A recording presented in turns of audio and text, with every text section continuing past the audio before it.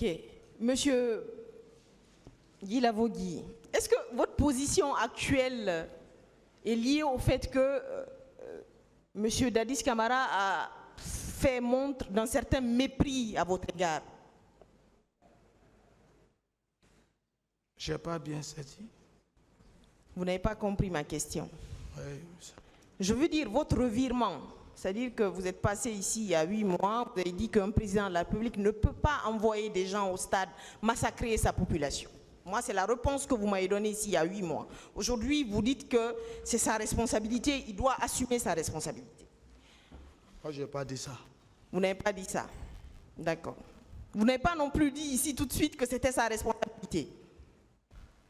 Madame, il devrait assumer sa responsabilité. Maître, je suis en train de répondre à vos questions. Posez-moi des questions.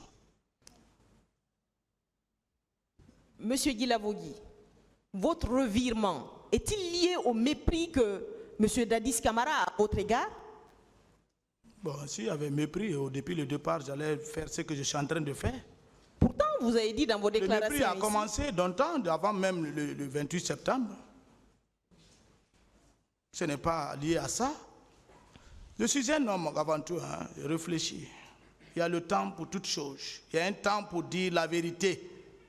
Il y a un temps pour tous. Il y a un temps pour grandir, il y a un temps pour vieillir, il y a un temps pour mourir. Ça donne Ecclésiaste.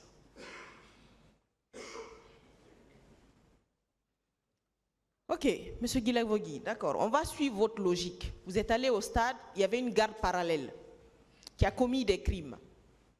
À votre retour au camp Alpha Yaya, est-ce que vous avez posé des questions à celui qui était à la tête, le commandant en chef des forces armées,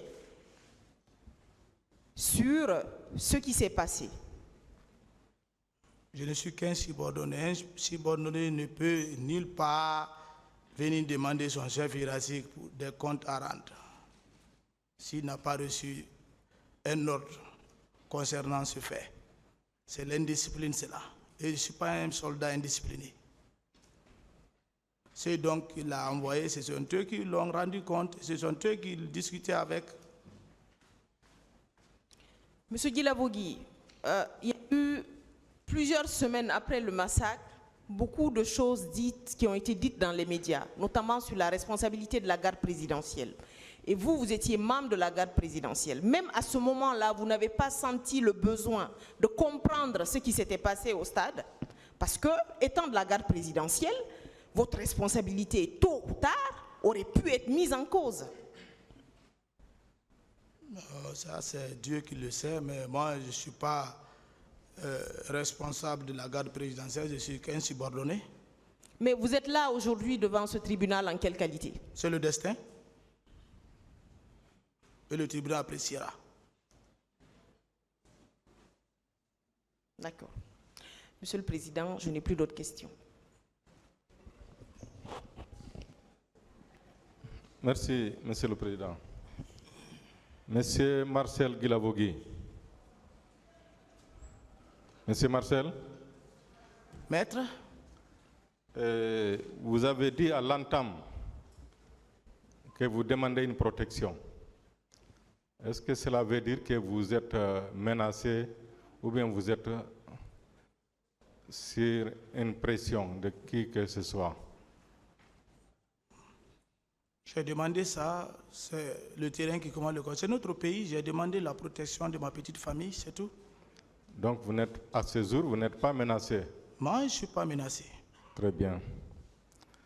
Est-ce que vous êtes le neveu de M. Moussa Dadis Camara? Je n'ai pas de réponse pour ça.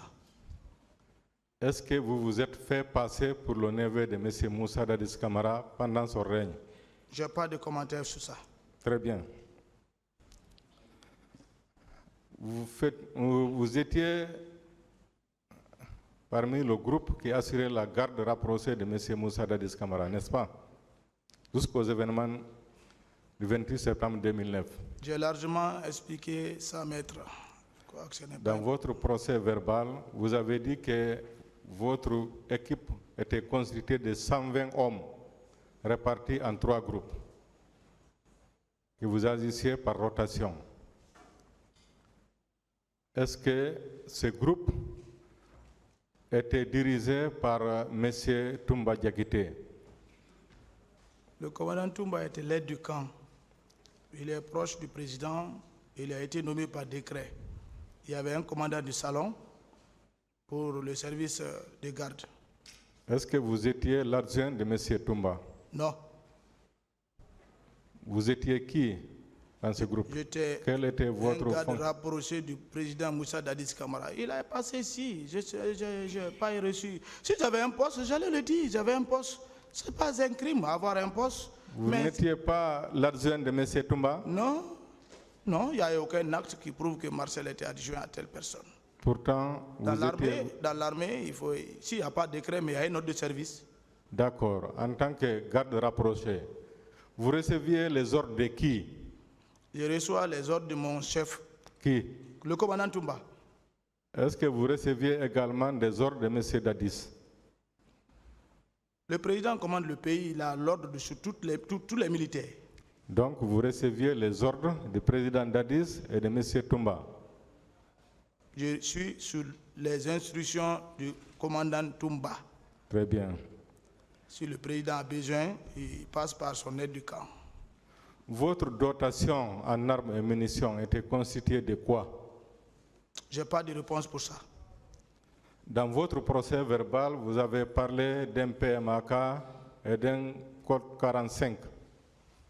Est-ce que vous le confirmez? Je le confirme. Donc, vous n'aviez que 2 armes à votre disposition. J'avais 2 armes. Voilà. Vous n'aviez que le PMAK et le Colt 45 à votre disposition. Avant.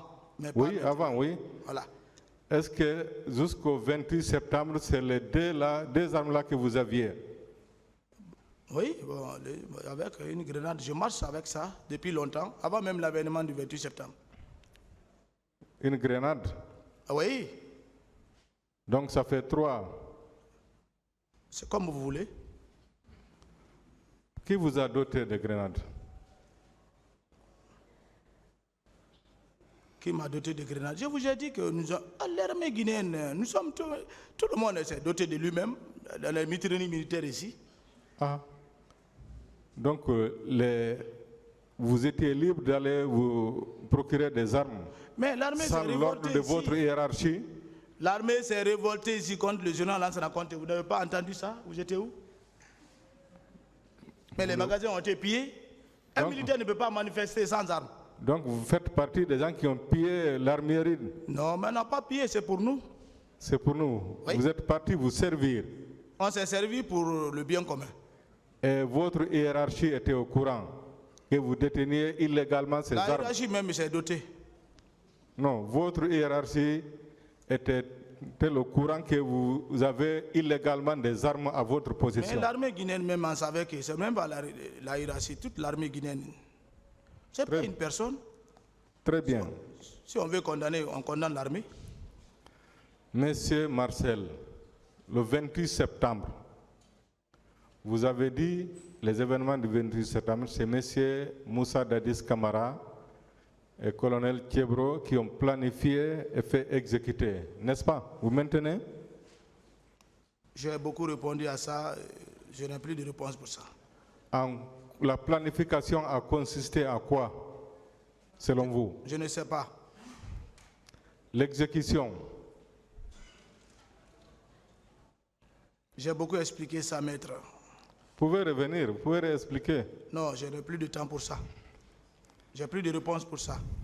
Vous êtes arrivé au stade à quelle heure? Je n'avais pas de montre pour déterminer l'heure. Mais c'était le matin. J'ai déjà répondu ça. Vous avez trouvé qui et qui?